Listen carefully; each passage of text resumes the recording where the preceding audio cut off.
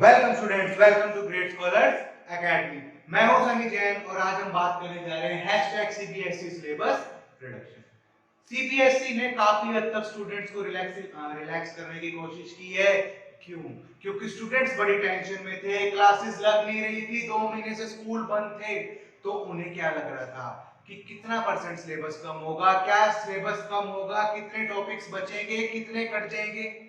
कहीं वो टॉपिक तो तैयार नहीं कर रहे जो कटने वाले हैं। तो आखिरी में फाइनली सीबीएसई के ऊपर भी बहुत ज्यादा प्रेशर देखने को मिला, तो उन्होंने आखिरी में सीबीएसई सिलेबस को रिड्यूस करने की जगह रैशनलाइज करने की कोशिश की, यानी कि चैप्टर्स को कट करने की जगह जो टॉपिक्स थे जो लेस इंपॉर्टेंट थे या जो आप पहले पढ़ चुके थे या किसी और सब्जेक्ट में भी आप पढ़ रहे हो साइड बाय साइड, तो उन टॉपिक्स को रैशनलाइज करने की कोशिश की ताकि आपके चैप्टर्स कम ना हो, लेकिन कुछ टॉपिक्स जो ओवरलैप हो रहे थे, जो रिपीट हो रहे थे, जो बार बार कहीं ना कहीं आप पढ़ चुके थे, उसे रैशनलाइज करने की कोशिश की गई।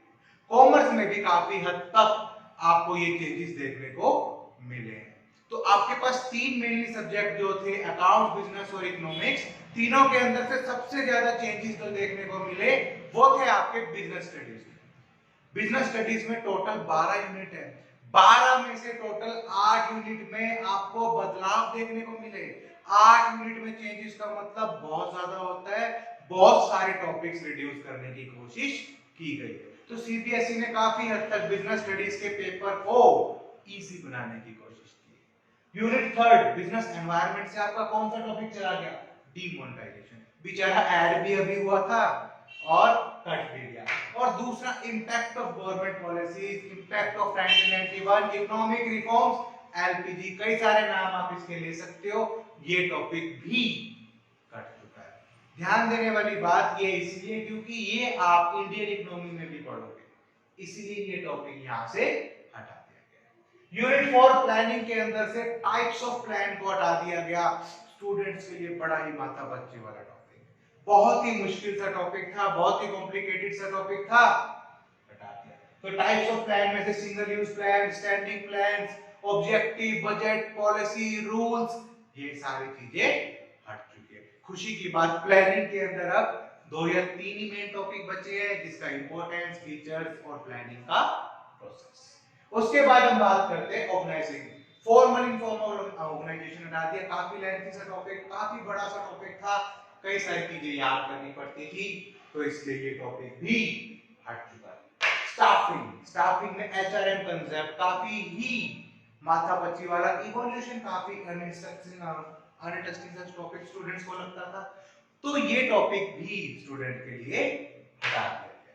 अब ध्यान देने वाली बात, स्टाफिंग के अंदर बहुत सारी चीजें इंपॉर्टेंट बच गई। इसके बाद डायरेक्टिंग के अंदर जो टॉपिक आपका हटा है, स्टूडेंट्स बड़े खुश होंगे जो 12th पास कर चुके हैं या जो 12th के पेपर दिए हैं, उन्हें पता है बैरियर्स कितने अनइंटरेस्टिंग से थे।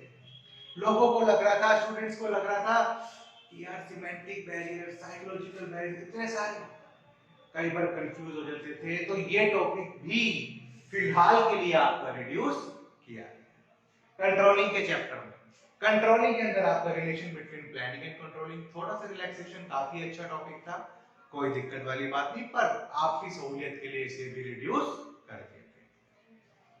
चैप्टर या यूनिट 11 में से मार्केटिंग के चैप्टर में से काफी इंपॉर्टेंट टॉपिक, बहुत ही ज्यादा वेटेज वाले टॉपिक हटाए गए, बहुत ही बड़े टॉपिक थे, कई बार स्टूडेंट्स इसके अंदर कंफ्यूज होते देखे गए हैं, लेकिन फिर भी फिजिकल डिस्ट्रीब्यूशन और चैनल ऑफ डिस्ट्रीब्यूशन, दो ऐसे इंपॉर्टेंट टॉपिक जो आप मान के चलो, अगर मैं 4 बार सीबीएसई बोर्ड एग्जाम देता हूं तो आपको 2 बार 50% इस चैप्टर में से, ये दोनों में से कोई भी एक टॉपिक बोर्ड के एग्जाम में देखने को मिल जाता है। तो इस हिसाब से अगर मैं रेलेवेंसी की बात करूं, इंपॉर्टेंस की बात करूं, तो काफी इंपॉर्टेंट टॉपिक को हटाया।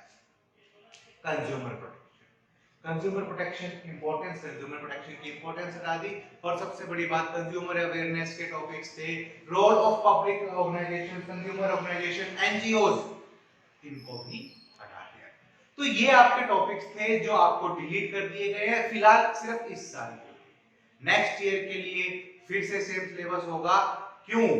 क्योंकि उस टाइम तक उम्मीद करते हैं कि हम कोविड जो समस्या है उसे हम हटा चुके होंगे। तो फिलहाल आपको ये सारे टॉपिक्स नहीं करने, फिलहाल आपको बिजनेस को काफी हद तक रिलैक्स देने की, काफी हद तक इजी बनाने की कोशिश की गई है। तो इसलिए फोकस करिए, जो टॉपिक बचे हुए हैं उसे अच्छे से करूं, उसे बढ़िया तरीके से करूं, ताकि आपको कोई भी दिक्कत फ्यूचर में ना।